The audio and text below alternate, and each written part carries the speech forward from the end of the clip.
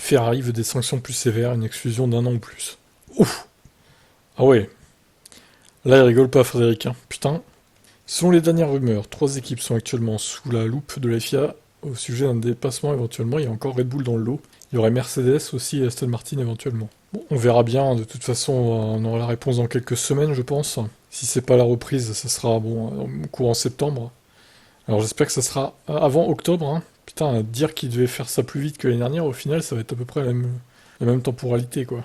Le patron de l'écurie Ferrari révèle qu'il soit des pénalités plus sévères si les équipes dépensent trop d'argent.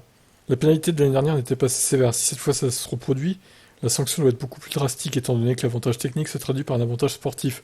La sanction doit être sportive et non une amende. Au football, si tu fais des mains dans la surface de réparation, tu n'es pas sanctionné non plus. Alors si c'est un penalty du coup. La remise de 10% dans le cadre de la soufflerie est une blague. Tu as déjà fait le gros travail et ce que tu n'utilises pas pour l'aéro, tu peux le dépenser pour gagner du poids et des choses comme ça. Il a pas tort là-dessus, hein. Vasseur a même suggéré à la Gazzetta dello Sport qu'une équipe soit suspendue pendant un an. Ça ne respecte pas les règles.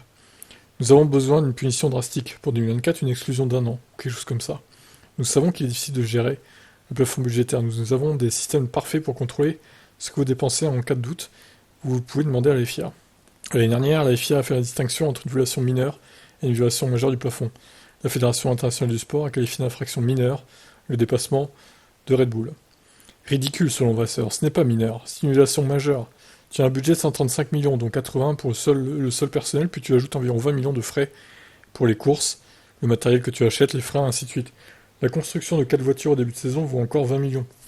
Et il y a d'autres postes. Au final, tu es entre 120 et 125, des coûts plus ou moins fixes, pour tout le monde.